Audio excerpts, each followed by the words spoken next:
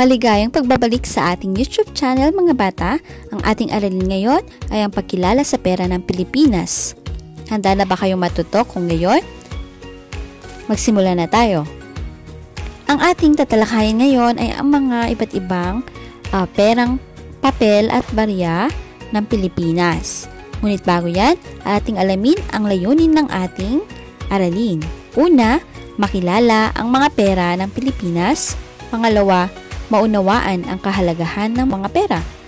At pangatlo, masasabi ang halaga ng bawat pera. Tara mga bata, magsimula na tayo. Ngunit bago yan, magbalik-aral tayo sa bilang na ordinal.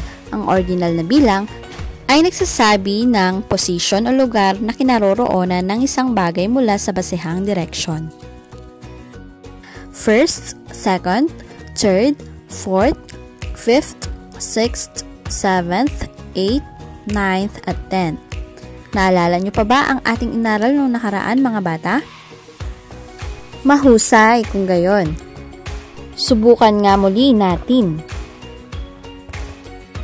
Pakinggang mabuti ang aking sasabihin at tumingin ng maigi sa ating screen upang makita ninyo kung ano ang pinapakita ko.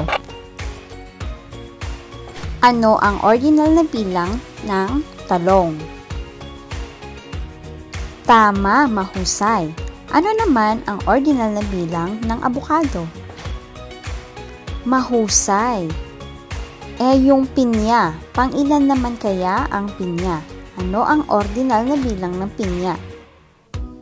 Tama. Yung mais kaya, hanapin mo nga yung mais kung nasaan, pang-ilang bilang kaya yung mais? Very good. Ano naman ang ordinal na bilang ng mansanas? Very good, mahusay. Yung saging. Tama. Ngayon, kaya nyo bang isa-isahin ang mga ordinal na bilang ng bawat prutas at gulay? First, second, third, fourth, fifth, sixth, seventh, eighth, ninth, and 10th. Napakahusay mga bata, mukhang handang-handa na kayo sa ating susunod na aralin. Pagkilala ng pera ng Pilipinas. Marunong ka na bang kumilatis ng mga pera ng Pilipinas? Tara, samahan niyo ako. Alam niyo ba mga bata, ang Pilipinas ay may iba't ibang denominasyon ng pera. Maaaring ito ay perang barya at perang papel. Kung handa ka ng makinig, humanap na ng tahimik na lugar upang matuto ng maayos. Siguro minsan natatanong mo kung ano ang gamit ng pera. Alam niyo ba na ang gamit ng pera, ito ay tagapamagitan ng palitan. Ito ay nagsisilbing kagamitan sa pakikipagpalitan ng mga produkto. Ngunit alam niyo ba mga bata, sa ating dagdag kaalaman, noong unang panahon, hindi lamang pera ang ginagamit sa pakikipagkalakaran.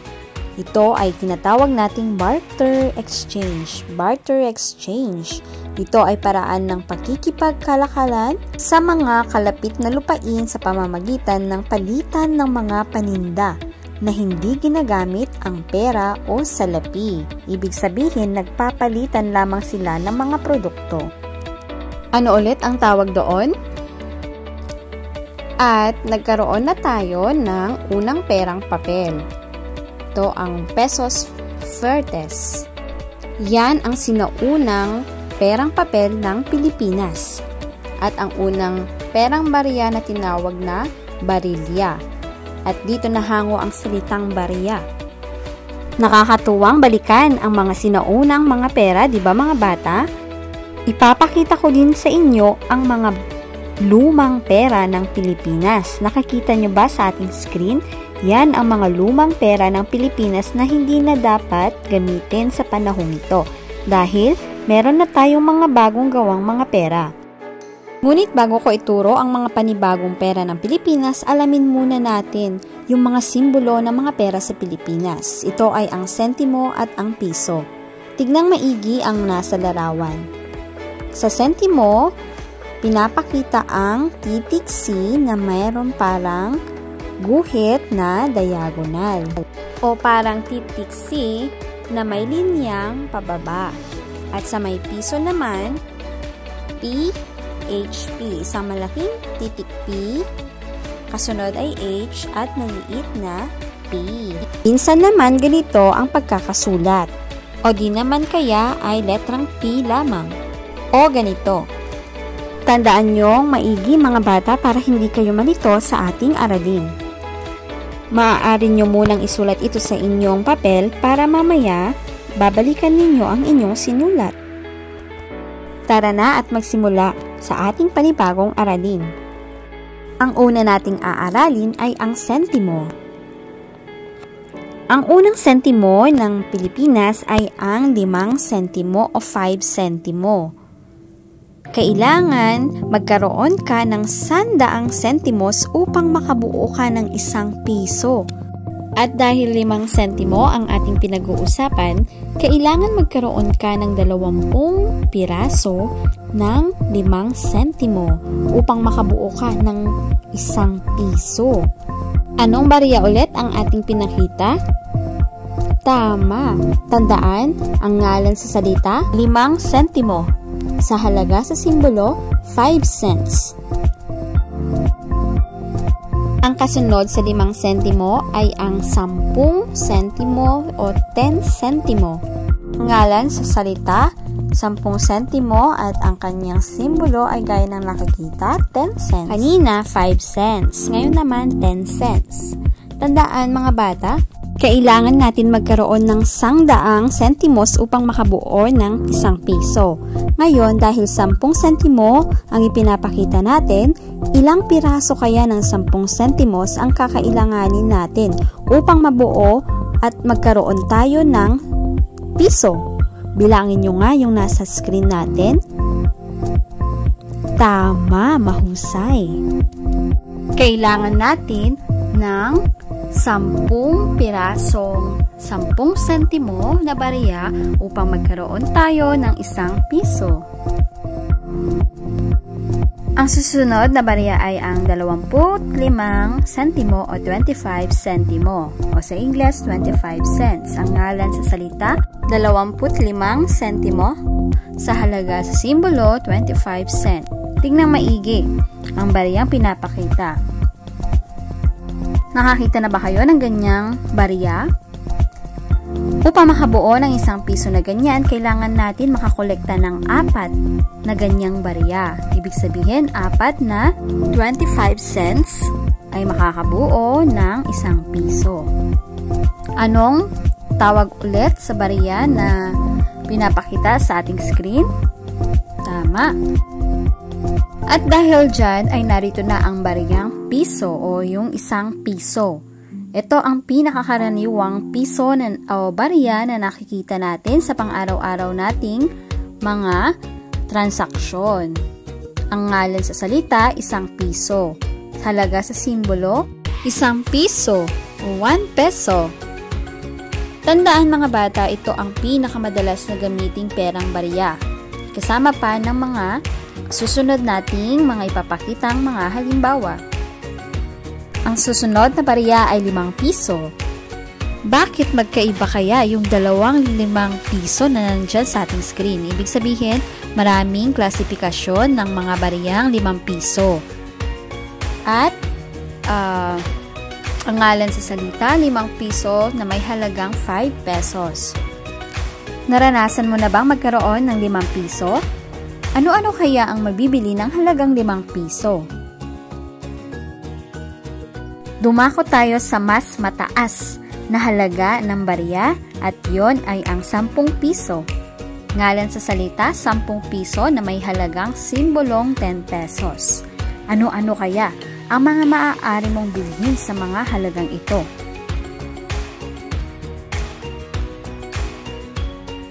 Makita ka na din ba ng ganitong klaseng barya? Ito ay 20 piso. Ngalan sa salita, 20 piso na may halaga sa simbolo na 20 pesos. Kung bibigyan ka ng 20 piso, ano kaya ang bibilhin mo sa halagang ito? Muli nating banggitin mga bata, ito ay piso, ang halaga nito ay 1 peso. Ito naman ay 5 piso na may halagang 5 pesos. Ito ang 10 piso, ang halaga nito ay 10 pesos. Ito ay 20 piso, ang halaga nito ay 20 pesos. Subukin natin. Alamin ninyo kung ano ang mga katumbas na bilang ng mga barya na pinapakita sa ating screen. Sabihin lamang kung ito ay letter A o letter B. Ano kaya yung nasa number 1? A, 5 sentimo, B, 10 sentimo. Tama. Number 2. A, 25 sentimo, B, 5 sentimo. Napakahusay. Number 3.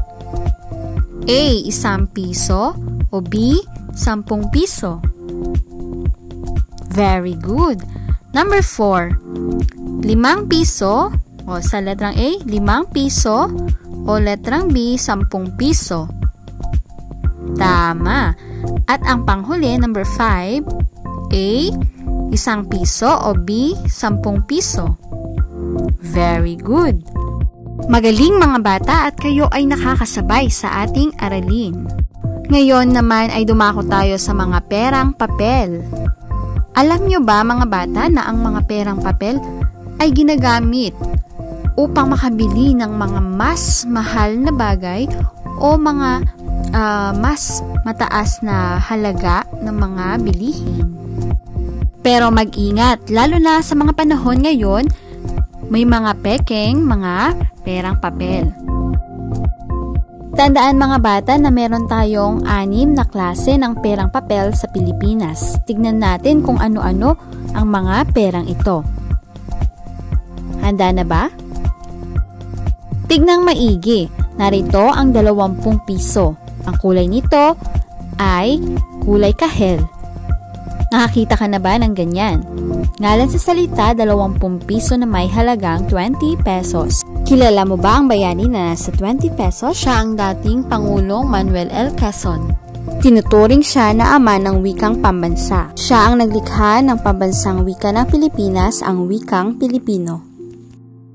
Ang susunod na perang papel ay ang 50 piso. 50 piso na may halagang 50 pesos. Ang kulay ng 50 piso ay pula, na kung saan makikita natin ang bayaning si Sergio Osmeña. Napakita dito ang unang asembleyang Pilipino. Makikita sa likod ang larawan ng Taal ng Batangas. Alam nyo ba na si Osmeña ay bukod sa naging presidente siya ng Pilipinas, ay nagtapos din siya bilang abogado sa Universidad ng Santo Tomas. Ito ay 50 piso na may halagang 50 pesos. Ngayon dumako tayo sa 100 o 100 piso. Anong kulay ang nakikita? Tama! Ito ay kulay lila. Siya din ay dating Pangulo ng Pilipinas, si Manuel A. Rojas. Pinapakita sa perang ito ang dating gusali ng BSP o Bangko Sentral ng Pilipinas na matatagpuan sa Intramuros. Oo, tama, sa Intramuros, Manila. Sa likod ng perang ito, makikita ang larawan ng Bulkang Mayon na makikita sa Albay. At ang larawan ng isang butanding. Kung napapansin ninyo mga bata, lahat ng perang hawak natin ay makasaysayan. Lahat ng mga nakaimprinta, mga impormasyon na nakalagay sa ating pera ay makasaysayan. Dito natin malalaman kung ano yung mga mahahalagang ganap na nangyari sa ating bansa noong unang panahon. Balikan natin, ito ay 100 piso na may halaga o simbolong 100 pesos. Ang kulay nito ay lila. Ano-ano kaya ang kayang bilhin ng 100 piso o 100 piso? Tara't alamin naman ang 200 piso o 200 pesos. Ngalan sa salita, 200 piso na may halaga o simbolo na 200 pesos. Ano ang kulay ng perang pinapakita? Tama, ito ay berde. Berde o luntian. Larawan naman ay si Diosdado Macapagal. Makikita sa harapan ng pera ang pagpapahayag ng kasarinlan ng Pilipinas. Ulitin natin, ito ay 200 piso na may halaga sa simbolo na 200 pesos. Ngayon naman ay 500 piso. Anong kulay yung pinapakita sa perang ito? Tama, isa itong kulay dilaw. Sa likod ng perang ito, makikita naman ang pambansang liwasang ilog sa ilalim ng lupa ng Puerto Princesa sa Palawan. Tandaan, ito ay 500 piso o 500 pesos. Ano-ano kaya ang pwede nating bilhin sa perang ito?